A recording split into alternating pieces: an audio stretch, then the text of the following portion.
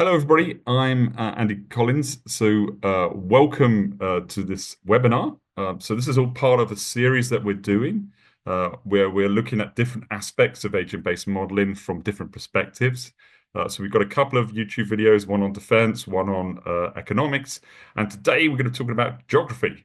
We are very lucky to have Alison Heppenstall from the University of Glasgow with us today. You're with strictly not a geographer background, but you've done a lot of geography work over the years. Is a good way to describe it, Alison? Yeah, that would. Do you want me to introduce myself, or do you? No, you Oh, carry on. okay. Yeah.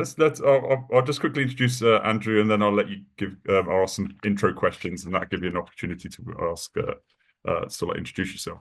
And we also have Andrew Crooks, who is a skier, but in his spare time, he actually works for the University of Buffalo, where he was previously at George Mason University. Thank you both for coming here. Just to explain to everybody in the audience the format. We got about 30 minutes, maybe give or take, of sort of like me interviewing, asking questions, just to sort of like these are starter easy questions. And then after that 30 minutes, we'll give an opportunity for the audience to really ask questions and then just ask follow-on questions there. So we've got this half and half format. So with that all said, all right, my first question is, could you both, to give the audience sort of like a little untechnical introduction to your background and how it relates to agent-based modeling and simulation? And Alison, if you don't mind starting with that. Absolutely. First of all, thank you so much for your invitation as well, and to be able to do this with Andrew, who's kind of like my academic brother. We've grown up together. Is a really nice thing to do. I'd like to say hi to Bill Kennedy as well. I haven't seen you for ages, Bill. Hello. So my background, so as you said, so my background is archaeology and physics, and I've always been sort of really interested in complex systems and interested in people, individuals, how they move, and that. I ended up at Leeds University doing GIS and doing a PhD, and it was during that time that I met Andrew. So I was in a computer science department, but because of my supervision, one of my supervisors was in geography. So I ended up developing computational models, agent-based models, looking at geographical problems. And I think it is around about that time, and Andrew can correct me if I'm wrong, that Mike Batty comes into play. And he decided that because of the overlap of the work that Andrew and I were doing and sort of our backgrounds, that it would be really good for us to start talking to each other. And an edited book came out of all that sort of dialogue. So that's kind of how my background bumps into Andrew into the area that I am. So, Andrew. Yeah, so I think Alison and I'm a geographer by training. Or geologist actually, physical geography and geology I did as an undergraduate. But then I got into GIS because I didn't want, and then I ended up going to do a PhD in London. Traditionally, the PhD was meant to be all about spatial interaction models, so aggregate types of models.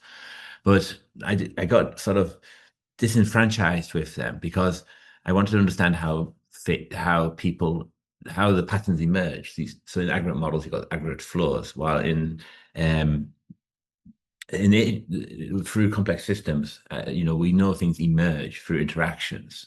So I wanted to understand sort of the processes that lead to the patterns that we observe.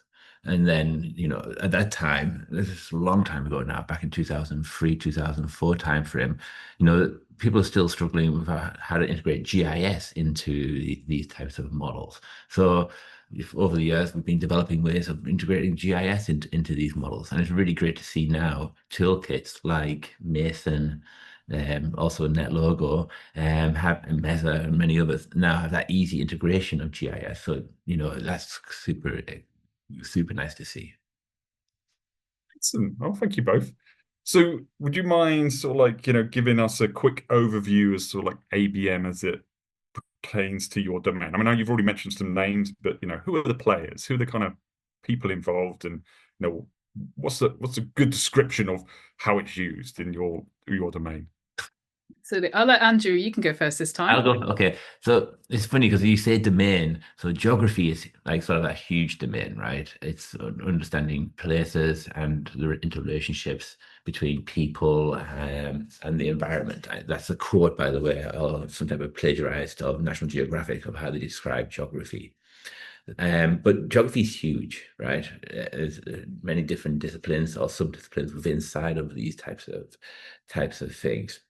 I think, the reason going back to geography itself, really we're interested as geographers to understand, who, the traditional newspaper questions, who, where, what, and why people do what they do, right? And I'm caveat with people, right? That's different to the physical geographers, which might look at different types of processes. But, we're really interested in those types of things.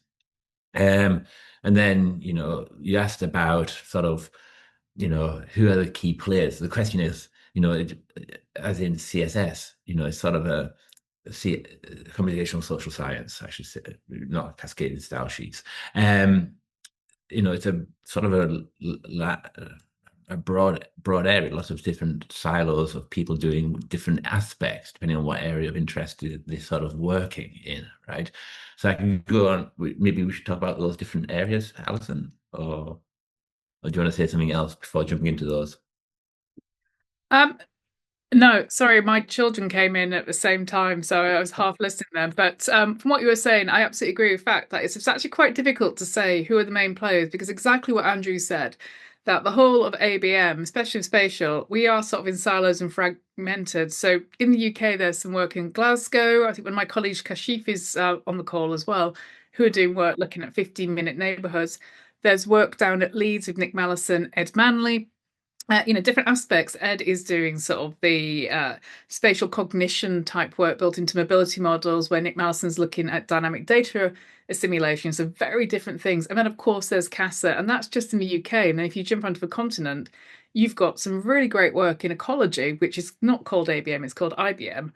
But we don't really talk to each other. We haven't really got a cohesive society. And this was kind of coming up in part of SimSoc Fest as well earlier, that where is the community, how do we engage a community, what is the community as well. So it's a really difficult question to answer. Who are the main players, what's the overview of the field?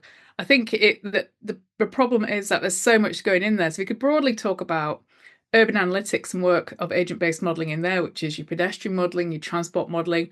We can talk about the physical geography, which is not a very long conversation because they don't really do it.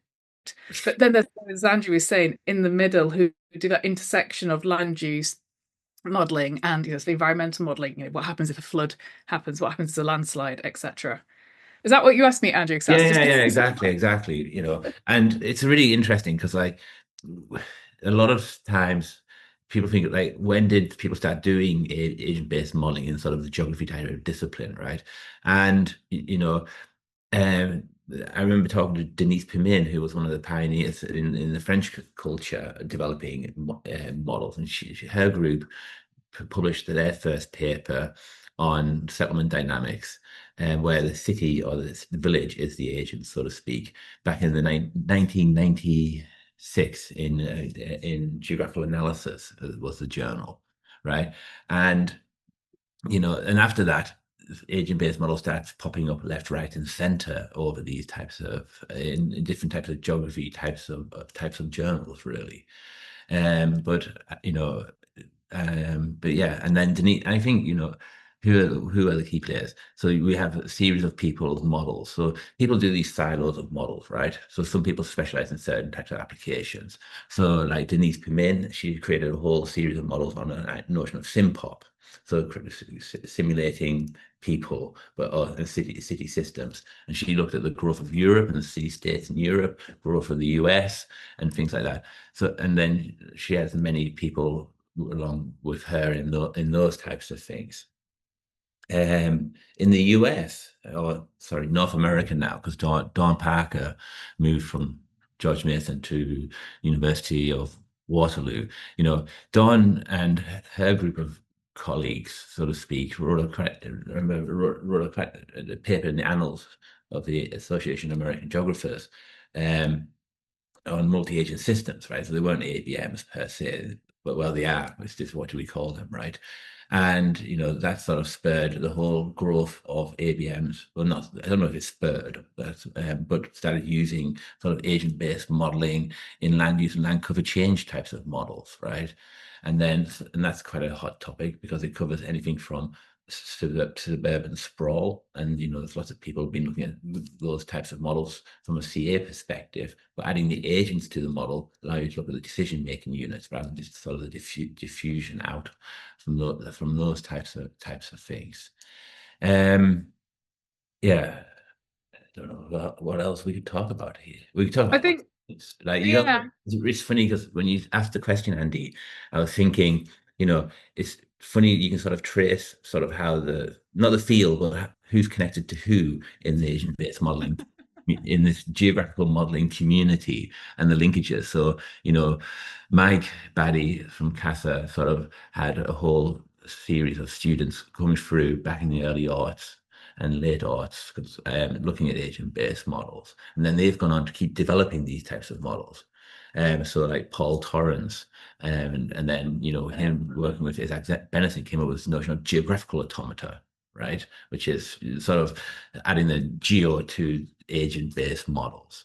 And then Isaac Benison has worked a lot with Uras Hetner, for example, looking at segregation types of models and things like that. And Paul worked with, other people on gentrification, like Nara Shrodi, for example, and things like that. But I'm gonna jump in here because you just said a couple of things actually that not you haven't annoyed me yourself, but just triggered me. So I think one of the things, it's a really disparate discipline, lots of silos. I think one thing we could flip it around and say what unites us all. We're all interested in modeling individuals' interaction with the environment in space and time. We've all got different flavors, which Andrew's quite nicely outlined as well. One thing Andrew just said that really triggered me, and he's going to know why, is this thing about names. So Isaac Benison is a fantastic scholar, so I'm not dissing him. But this geo-automata, there is this god-awful tradition in our discipline at the moment of giving things new names. And okay, there's like the GI science, GIS, GOIA, and it frustrates the hell out of me because it kind of dilutes what we have, and it makes it even harder to create a cohesive community because you'll get an academic decides to create a group and give it a slightly different name to try and pull on what the latest buzzwords is. And it really frustrates me. Thankfully, I haven't seen any digital twin groups because that would just, oh. Sorry, Andrew, just a slight thing, but I think this is part why it's difficult. It should be a straightforward question, Andy, but it kind of isn't. And with the input of AI really rolling things forward, do you look at our discipline methodologically, what people are doing, or do you look at it from the empirical standpoint of the applications that we're going into? So you can slice it and dice it in lots of ways. It's a very fast-changing, developing environment.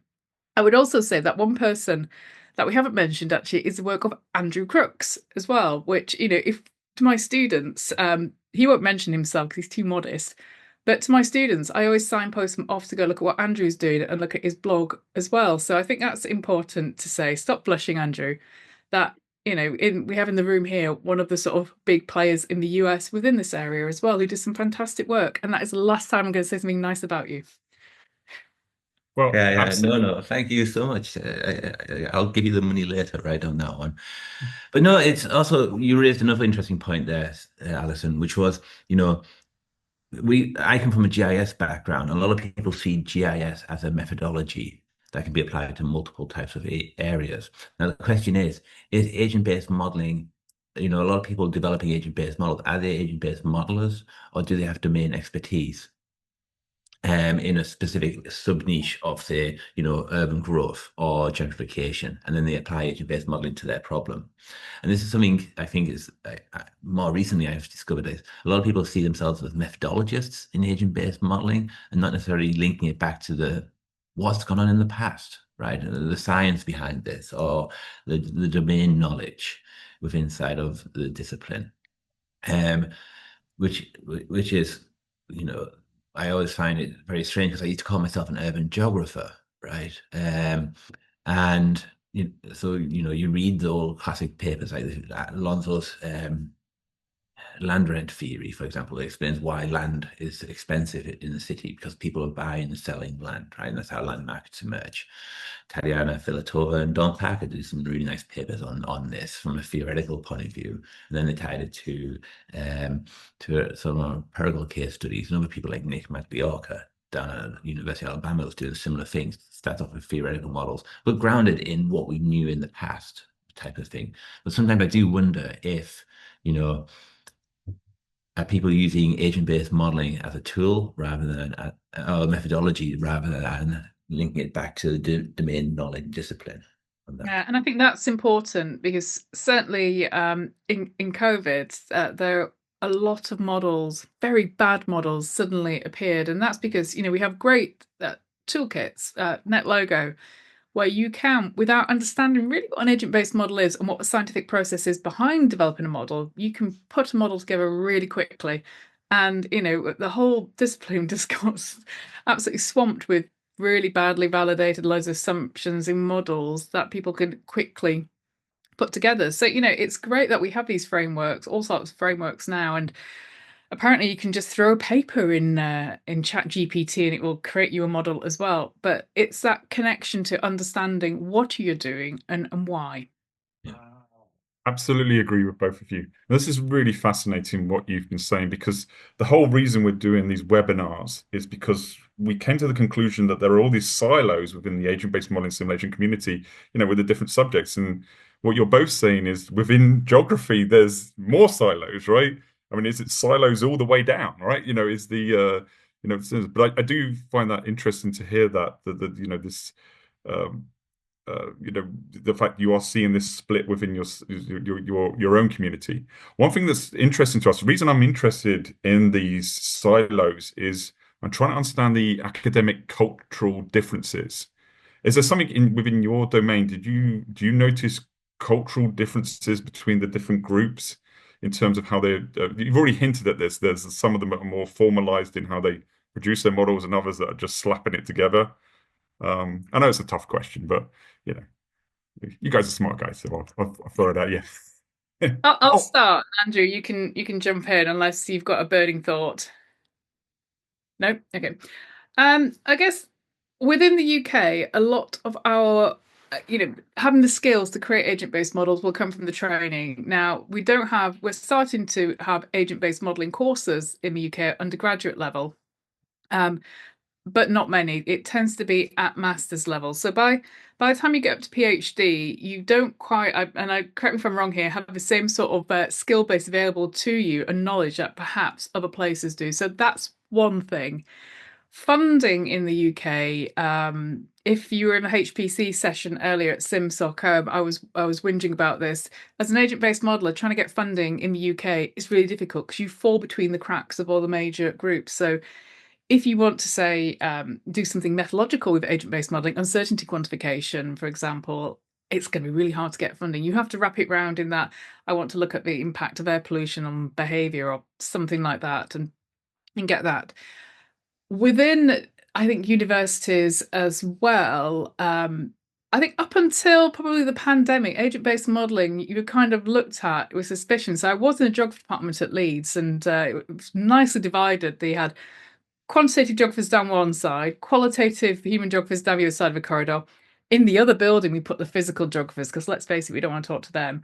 But we kind of looked at each other across the corridor with some sort of suspicion, and I'm kind of like, "What? Why are you going talking to people?" I mean, I appreciate value of qualitative data, but they would, you'd talk to them about the methods that we'd use, and it was like you're peddling black magic. So I think we've moved to a point now, and perhaps the silver lining of COVID is that people understand the approaches more and the utility of the approaches more, and that there is a shift towards the acceptance of them as well, where I think before that you would have to continue to explain what the model is, what it does, but now I think more people understand it as it's becoming more mainstream. How you shift that culture, I think in the UK it is slowly moving because of X-scale computation, big data. In the UK, we have a massive push towards digital twins, and obviously agent-based models are a perfect sort of foundation for that. There is movement towards it becoming more accepted now. Where it's not so great still, in the UK, I'm speaking, is the use of these models outside of academia into policymakers, and that's a whole separate subject which we might come on to. Andrew? No, again, in the US, I would say it's very similar. There's like the odd ABM modeling course out there, right? Of course, there are certain places like George Mason that sort of really specialize in agent-based modeling. But again, that's at the graduate level, right? The master's and PhD types of levels. I think really what is quite interesting more recently. So, when we first started doing agent-based modeling, you'd have to spend half your talk talking about what is agent-based modeling and introducing the concept. Even now, when you write a paper for mainstream geography type of journals, right, you have to explain, what is agent-based modeling in those things. Unlike in jazz, where it's sort of known as a de facto. But really, I think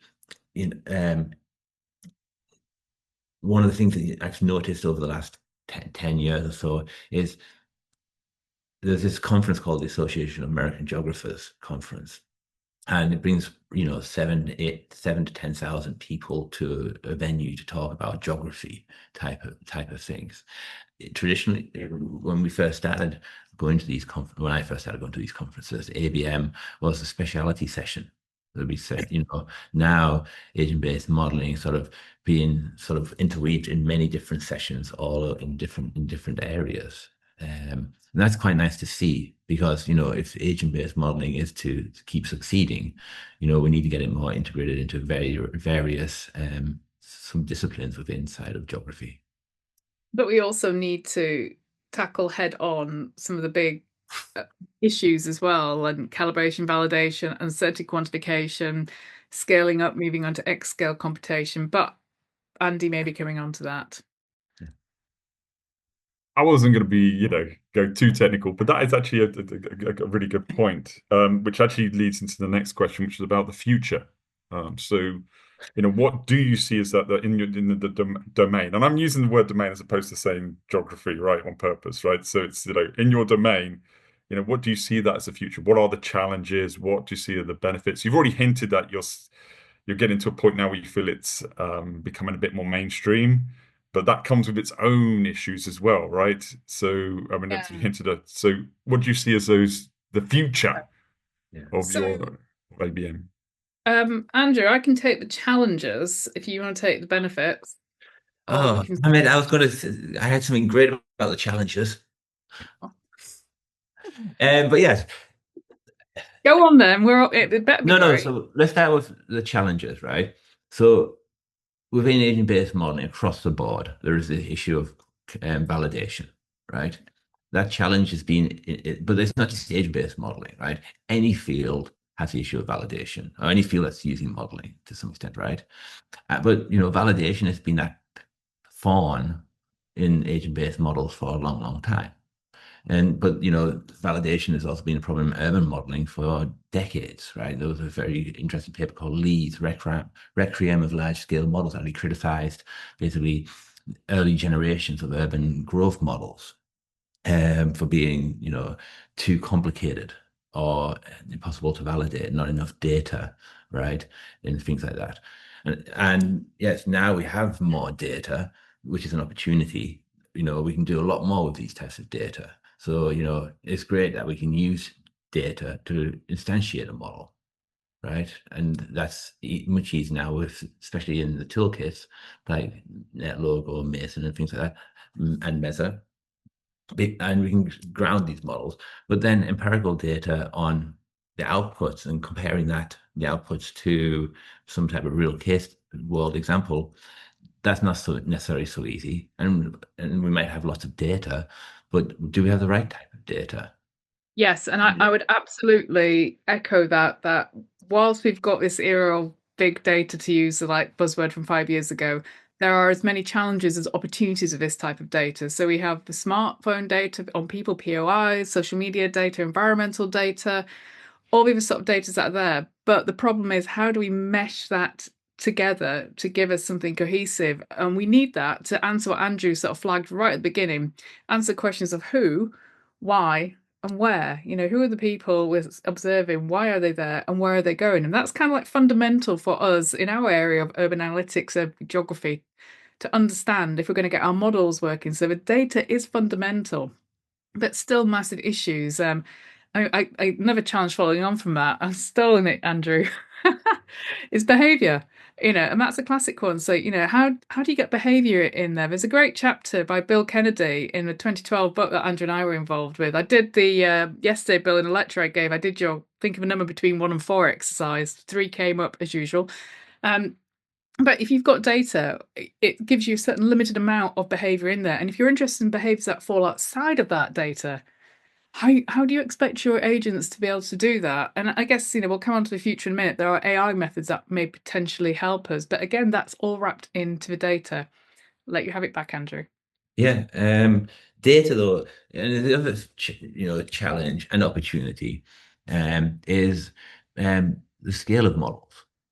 Yeah. So, it's funny, I talk to students now, um, and sometimes they say, oh, it takes a long time for the model to run. Their definition of long time to run is like 5 minutes.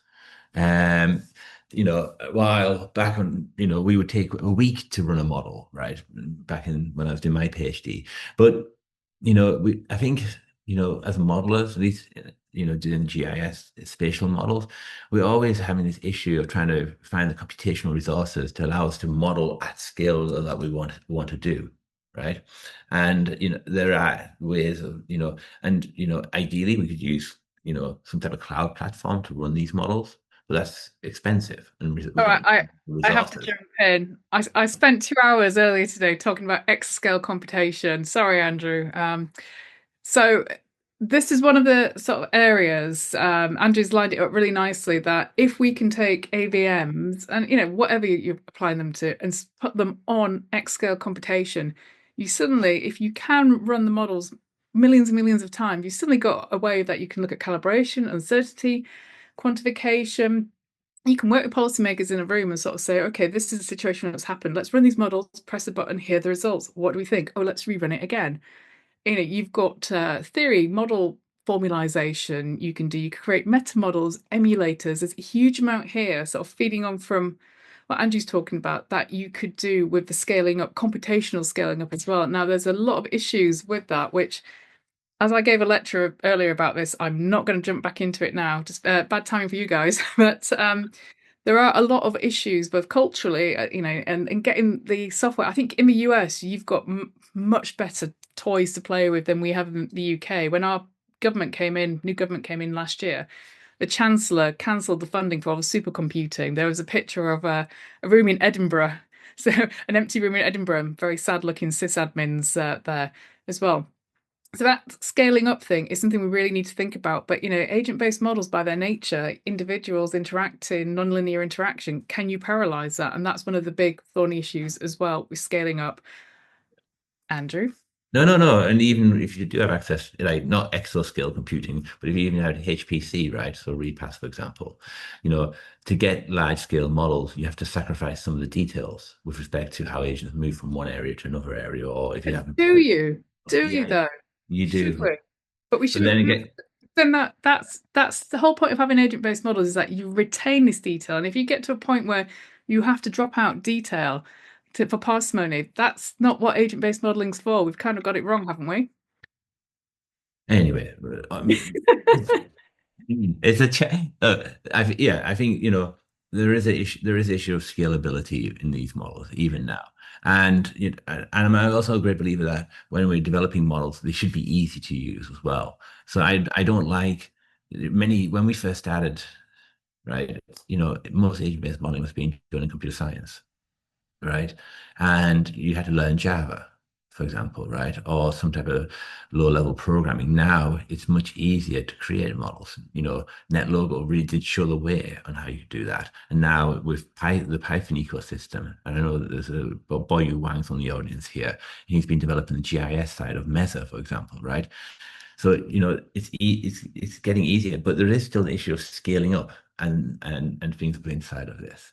I wouldn't And say it's getting easier though, Andrew. I would say that for most of us working within our area, we don't have a skill set to do that. So we're reliant on people, brilliant people like Boyu, to be able to produce those toolkits for us. And I guess that is the beauty of NetLogo, that you can go in and it is a steep learning curve, but not as steep as, say, Python, Mesa, Repass, Mason in there as well. So I kind of would, I take your point, but I would sort of caveat it with that.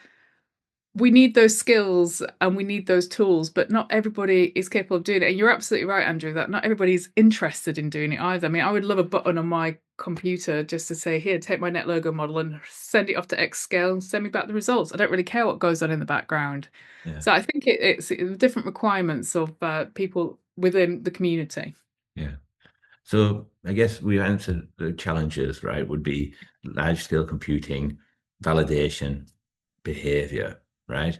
I think some of the really quite interesting things happening now is also having more than just one representation of space in models, right? So often the models that Alice and I think about are more Cartesian driven, right? You know, people on a map. We also have networks, right? People connected with different ways, via social media and things like that. And having those types of representations in the models is also quite cool. Like I know when Alice and I first started, social networks were not a thing really in these models. Now, you know, they are. So that allows us to explore other types of processes, you know, like vaccine uptake, for example, opinion and dynamics, and those things. So that allows the models to maybe become more realistic in these areas. And you know, the big opportunity I see, well, one of the interesting areas that might be interesting in the future is AI, right, or generative AI in maybe building models of human behavior, decision making, right? So asking the large language model to come up with agent personas. You know, there's a lot of work in that area, um, or um, or asking an agent, you in this situation, what would you do? So traditionally, you might use reinforcement learning. I know you had a PhD student doing that, Alison. Yeah. Yeah. And that would come up with the rules of the model. And now we can ask, you know, these large language models, those types of rules. And that's, I think, is quite interesting and also potentially very exciting. What are the downsides though? I mean, how do you validate that if you get personas Goes back to the created? first challenge, right? And the validation challenge is always going to remain, I think, within inside of this. Yeah. So you know, I think that's quite a interesting type of thing moving forward. I also see, you know, these large language, you know, the generative AI assistants helpful. You know, like Copilot for code generation. I've learned a lot by talking to Boyu, for example, and Ching Ching, who's also on the call, how you can use these AI methods to help improve your coding abilities or solve problems. So that might help lower the boundary into people fixing their code bases. So you won't have to spend so long debugging your code like I used to do many years ago. Thank you both. I really want to abuse my position as facilitator and ask you a whole bunch of other questions. However, I did promise the audience that I would open it up after half an hour. So thank you very much for asking my, I don't even know if we can call them official questions, but they'll call them official questions.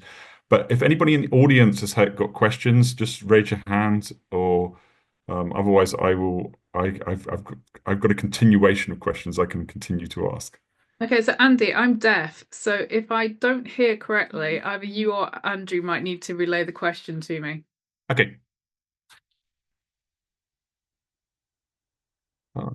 Well, I will continue with a question, because I've just thrown at the audience, so I'll give them a chance to think it out. You can type them in the chat as well if you want to. So, one analogy that's been used with agent-based modeling is that agent-based modeling is a tool or a methodology like statistics. And in the statistics world, you have statistics that are used within a particular domain, like so economics have uh, uh, econometrics, right? And sorry, my thing's gone there. But there exist statistics departments of statistics purely looking at statistics. In your mind, with agent-based modeling, how do you see, you know, what would you like to see? Would you like to see there being potentially whole departments focused on agent-based modeling, or would you like to see it continue to be very domain specific with its own cultures and its own standards and its own validation?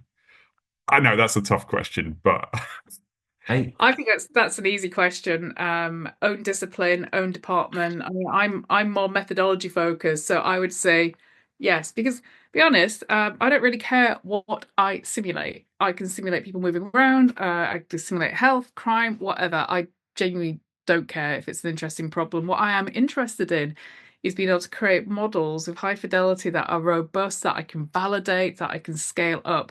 And I think if agent-based modeling is going to get to be an accepted discipline, we have to work on these things, which we've sort of alluded to already.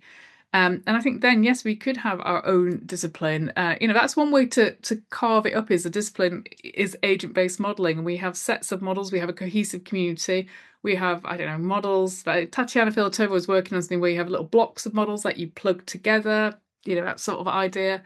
And I think that would be superb if that's how we focus the community. But, as we sort of early questions have alluded to, you can spin that round and say, actually, we want human ABM people, or we want sociologists with their opinion dynamics stuff, want their own little group as well. So I would say my vote is for own department discipline. And Andrew? I would go against that. Why? Explain. Well, I think, for agent-based modeling to live on, so to speak, right? It needs to be the sort of the default factor in disciplines, right? Therefore, if you silo it, like into a department, that then people come and do agent-based modeling in the department, but they won't then talk to the cultural anthropologist, or they might not talk to the economic geographers, the human geographers, the Marxist geographers, and things like that, right? Granted, a lot of people don't talk to each other anyway, but I think if the agent-based modeling is to succeed, I think it needs to sort of be, sort of integrated into culture, into some I don't know. traditional social science, right?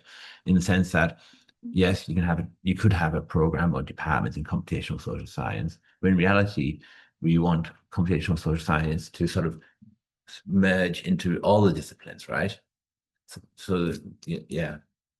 But if we're talking at sort of a level of department that teaches undergrads, you want the methods, you want the history behind it, you want to teach them the skills and actually how to do this, a bit of data analytics, all that sort of stuff. And then, yes, you can pepper it with examples and that, because obviously the applications is where it really comes alive and interesting. But I would say you stick with the sort of methods and, why can't you bring in different types of, sort of the cultural that as part of it, but still focused on this is how you improve your behavior. This is how you do your validation. This is how you get survey data. I would switch it around that way. Okay, I can relate to that. Okay. But you do have these interdisciplinary departments, so to speak, that would allow for that. Those types of things. Timothy. Hey, yeah. It seems to me that the answer is, and always in these debates, is probably both. I mean, I note that both CSSSA and ESSA grew rapidly until about 10 years ago, and it both kind of leveled off. And the use of agent-based modeling has not leveled off. It's continued to grow. If you look at publications.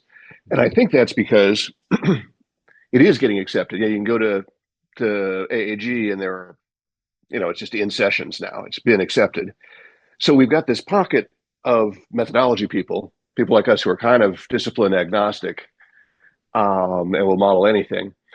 But there also there's science. There's things known about stuff that goes way back. And the Santa Fe Institute mistake of saying, oh, I'll just use physics to model that, and ignore all the science that went before is usually a bad idea. So it seems to me that we both need people who know the history and development of ABM, but we also need to know people who know the history and development of economic geography or sociology or whatever. And probably it's going to be a collaborative thing going forward. No? Yeah. Yeah. All right. Well, we're not letting the economists in, though, are we? Can we agree that we don't want economists in? But you have to remember, though, in geography,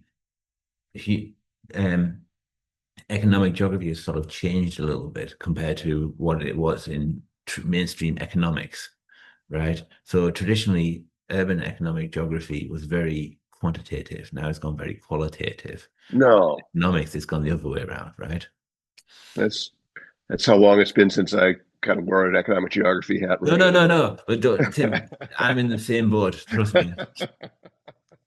I see Jacob. Jacob has got his hand up. Hi, Jacob. Nice to see you. Hello, good to see you. Hi, everybody. Um, I'm curious. So I'm working now full time for NetLogo. I just recently finished my PhD, and so I'm both on the tool building side and on the education side of things.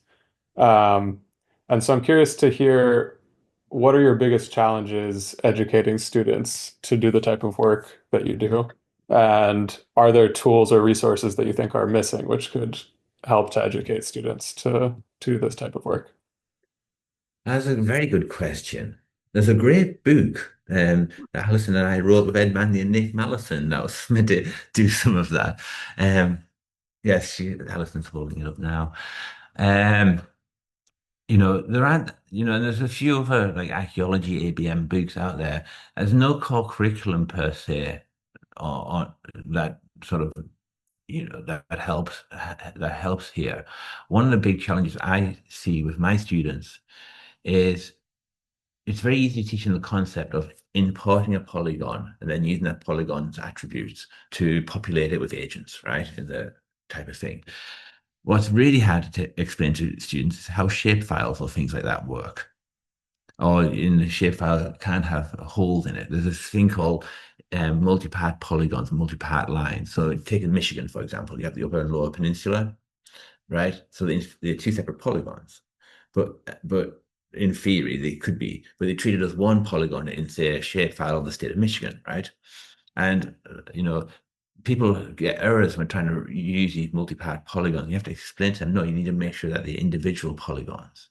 So I think the underlying data structure side of things is still a challenge to teach students.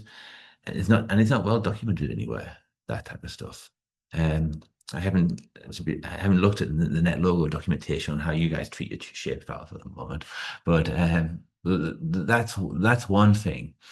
And then also the other challenge is they might have really detailed geometries in their data sets. So especially in vector data, where you have a line and everyone thinks a line is just 2 points, but in reality, a line is made up of lots of points.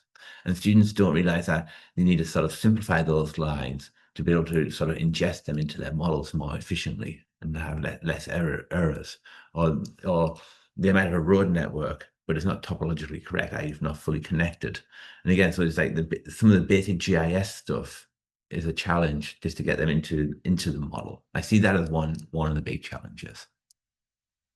So that was a rather technical answer to your question there.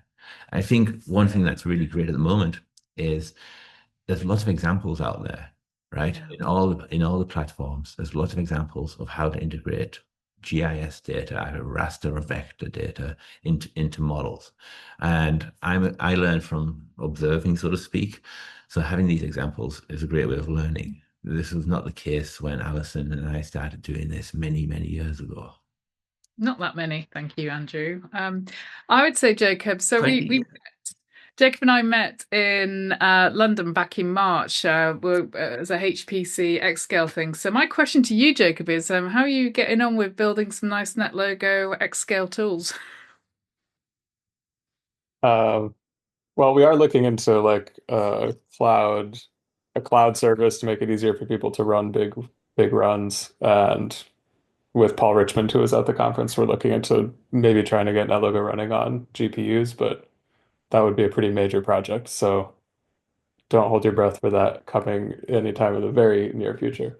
Oh, that'd be so useful, though. Yeah, Forget but those are two things we're looking at. I would probably say that. I mean, I don't teach at the moment. And the difficulty, I think, students having lots of examples, I think, is exactly what Andrew said. I would say keep the examples, but perhaps things about different behavioral frameworks as well, because trying to teach that to students, more examples, the better. Yeah. Did we answer your question or not? I always wonder if I answer questions correctly or not. Yeah, I think so.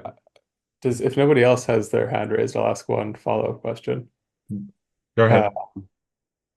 And also, I'll just say, because you asked about the tools, we are about to release NetLogo 7, so everybody should keep their eye eyes out for that. So I'm curious as a follow-up, like if you mentioned, Andrew, that there's no curriculum per se. If you could only teach your students, have them take like say 3 courses, what would they be? Like I'm curious, or another way of asking is just like, yeah, what do you think should be the real core of the curriculum? Um, In ABM and geography. yeah, in geography, yeah.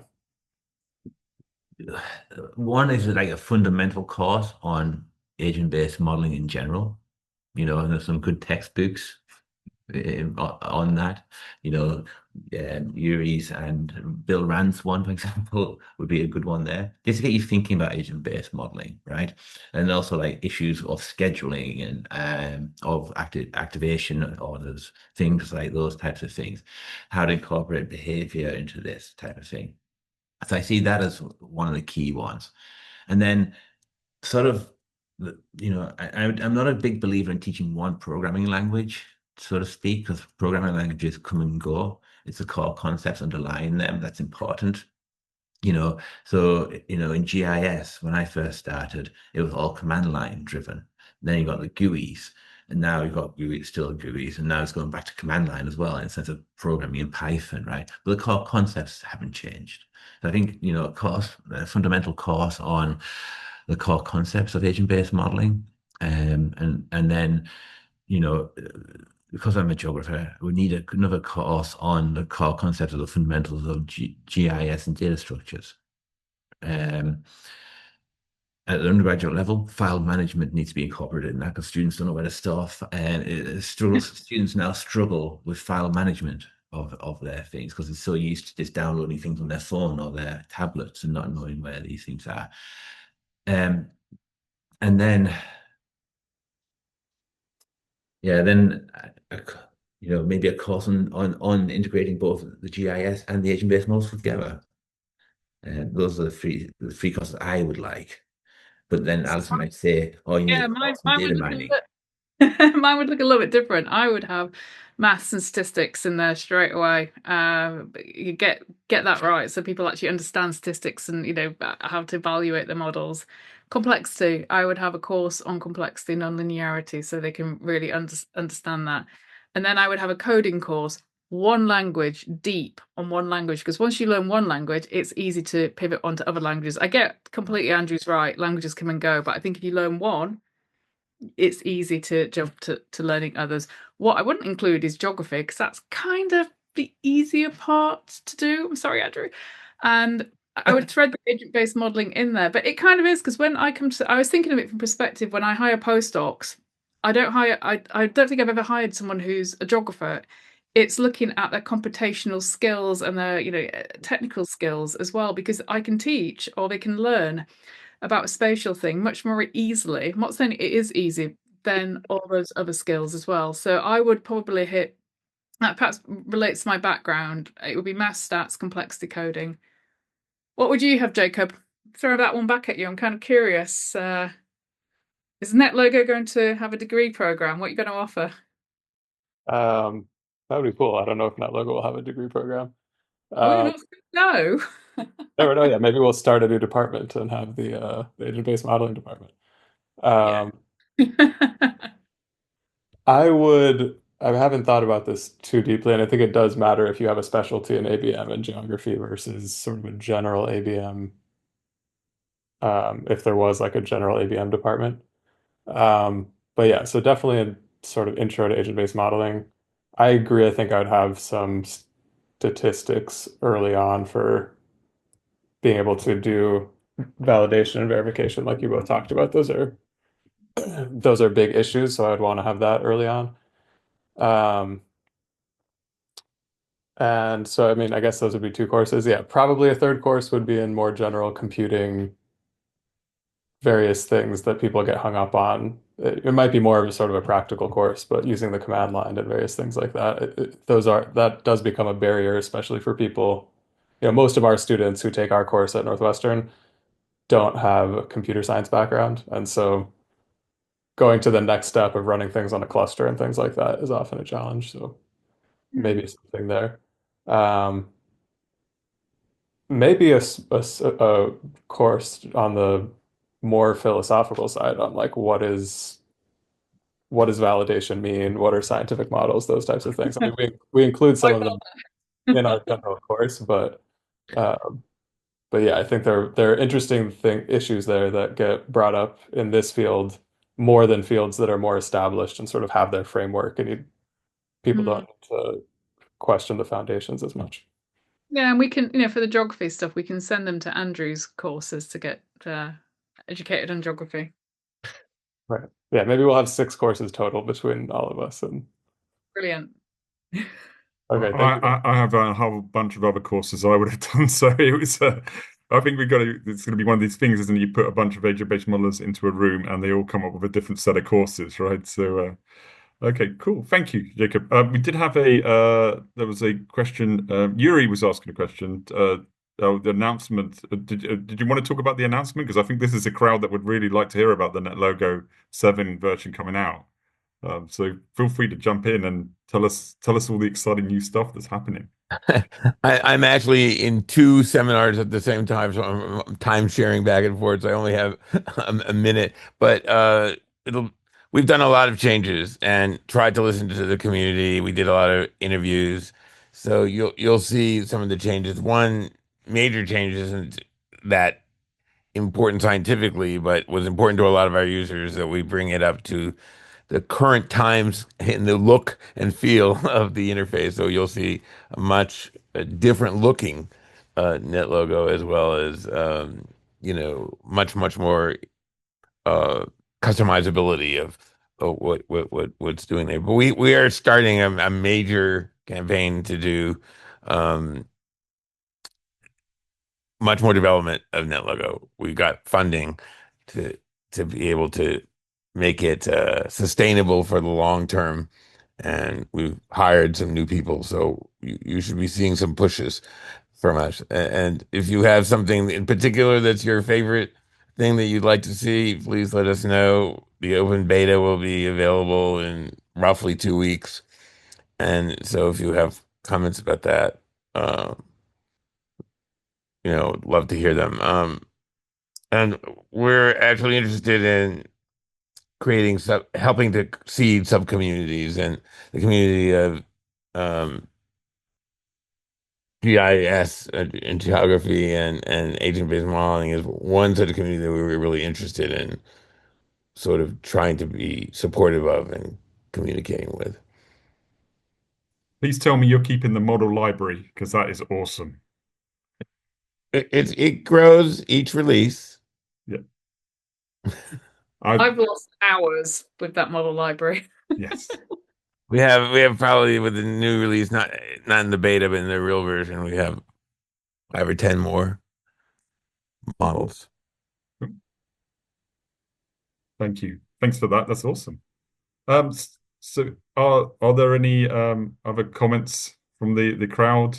I was conscious of people's time. I appreciate people coming in. So is anybody else got any last questions? Or Alison or Andrew, is there any last comments that you would like to say to the group? I have a question for Andrew, actually. I'm kind of curious to know, Andrew, what is the next big thing that we should be working on? I mean, you're usually on the pulse of this. What's the one thing you've seen recently, over in the US? Where should we be going? I wouldn't say well, there's a few things I would like to see in agent-based modeling, right? One is my pet sort of being inspired by I'm sorry. No. Being inspired by my better half, where we don't do inter-model comparison exercises like in the physical sciences, right? So there's some efforts with respect to there's been some efforts in disease modeling, right, of comparing different disease models to the same type of disease spread type of thing, but no one's doing that with respect to land markets or gentrification or pedestrian models and things like that. So there's, I would love to see some, like, everyone, this is your data set to model gentrification, build your model, compare it to the output, and then compare them, or something like that, right? So there's that one. Then Andy jokingly writes digital twins, right? So this goes back to the other thing, which is right at the beginning of today's talk, we talked about applications. So everyone's, there's umpteen different applications in agent-based modeling. Some will do pedestrian, some will do traffic, some will do residential location, blah, blah, blah, blah, blah. There's no sense of, I don't see a lot of effort, and it's because it's really hard to integrate these models together, right? So in traditional urban modeling, you have these land use, transportation, infrastructure, or LUTI types of models where people integrate different aspects of the urban system together, right? People aren't doing those types of things, and I think without that, you'll never be able to solve any of the real problems that cities face. Right. There are some of those there are issues of people linking the hydrological models to housing urban growth models, right? So, but again, they're only looking at urban growth, not the traffic congestion associated with that. And if you really want to get to your digital twin or digital shadow, we need to start thinking about linking these different models together. And then the issue then comes the computational cost associated with that as well. So the DoD world has been dealing with the interoperability and composability issue for what, 30, 40 years, right? Yeah. So maybe what we could do is I'll try and get someone to give us a talk on, where that is right now. Because all that ever seemed to lead to was different fights on whether it was acceptable HLA or DIS or TINA or whatever else. So was that? Yeah, and of course, there's a lot of interest in that realm on these sort of integrated models. As you drive down the street, you have pedestrians, right? But then if you really want digital twin, it needs to be in or digital shadow, it needs to be in relative real time, just building the infrastructure, the physical infrastructure to put into these models. It also takes time to ingest. It's another challenge. But no, I think, I would love to see a digital twin or even a digital shadow rather than just, we're far from getting there yet. Yeah. Wanted to thank you both for the talk today. I really appreciate this. Has been excellent, and I'm sure the audience would agree. So I'll do the clapping for everybody. I didn't want to embarrass you both at the start, but I recently have been doing a systematic sort of review of the top 100 people in agent-based modeling simulation, and both your names are on there, along with some others that are on the list. Wait, whereabouts? You want to tell me? Oh, am I above Andrew? I'm in America right now, so I'm going to take a fifth on that. Sorry. That means you're above me, Andrew. Damn it. They're close. They're close. But yeah. Fine. He's looking it up right now.